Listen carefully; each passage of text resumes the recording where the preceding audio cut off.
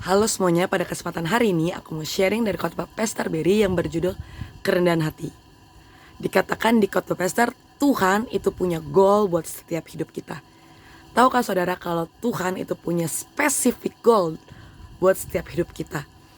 Dikatakan dalam khotbah Pastor bahwa Tuhan mengeluarkan kita dari penjara Mesir, penjara masa lalu, penjara dosa kita untuk tujuan goal, spesifik goal yang Tuhan mau berikan buat setiap hidup kita. Dalam Markus 4 ayat 30 dikatakan ini tentang perumpamaan biji sesawi dengan kerajaan surga.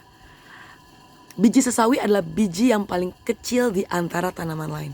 Mungkin kalau kita sering lihat benih-benih tanaman gitu ya. Dan ini mungkin lebih kecil lagi karena dikatakan biji sesawi adalah biji yang paling kecil di antara tanaman lain.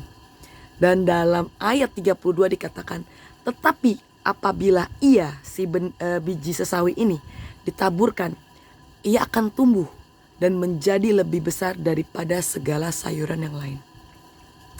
Di ayat 32 ini dijelaskan, diajarkan ke setiap hidup kita bahwa ini adalah sistem kerajaan surga yang harus kita pelajari. Pernah gak kita realize bahwa benih sekecil itu bisa menghasilkan tumbuhan atau pohon yang besar gitu. Misalkan nih ya, benih kecil itu istilahnya adalah mungkin kita dulu sering yang namanya dikasih sama orang. Tapi one day ketika kita besar, kita justru yang memberi ke orang gitu. Jadi benih kecil ini secara natural one day itu akan jadi besar gitu, menjadi, kalau aku bisa ngomong, pembalikan keadaan. Mungkin dulunya kita yang diberi, kita yang memberi.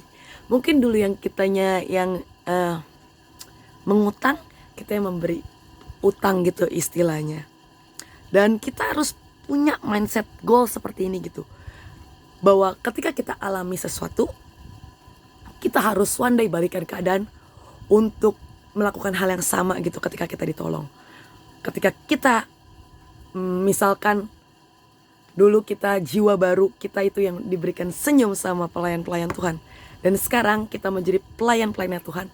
Mau gak kita balikan keadaan, kita menggrowingkan benih itu dengan kita memberikan senyum yang terbaik buat setiap jiwa-jiwa baru yang datang. Tapi sometimes kita feel bahwa kenapa benih itu gak growing gitu. Kenapa benih itu lama mungkin growingnya. Pastor ngomong bahwa kita harus punya yang namanya kerendahan hati. Dalam kerajaan Tuhan pun, ketika benih itu ditabur, itu harus punya yang namanya kerendahan hati, dimana kita percaya sepenuhnya dengan Tuhan, percaya dengan mutlak ke Tuhan, bahwa mungkin kita alami sesuatu yang buruk saat ini gitu, tapi kita percaya bahwa Tuhan akan memberikan yang terbaik di masa depan. Yesus pun itu mengalami proses kerendahan hati gitu, dimana Tuhan itu bekerja efektif di dunia itu 3,5 tahun.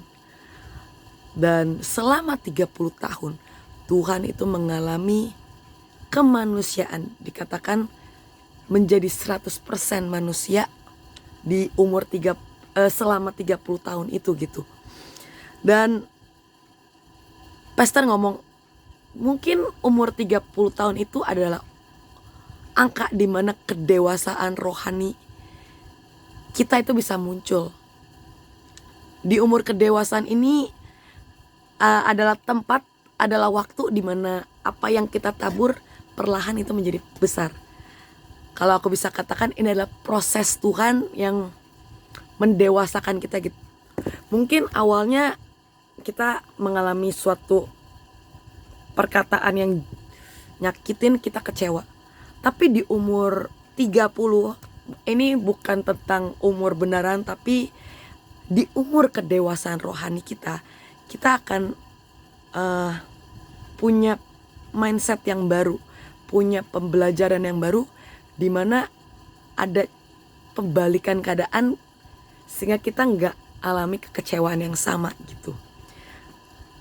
Dan Yesus pun belajar kerendahan hati dengan ia dibaptis oleh Yohanes Pembaptis. Ia menjadi manusia selama 30 tahun. Mungkin dia bekerja, mungkin dia alami apapun itu. Dan sebenarnya Tuhan gak perlu repot-repot kan untuk menjelma menjadi manusia gitu.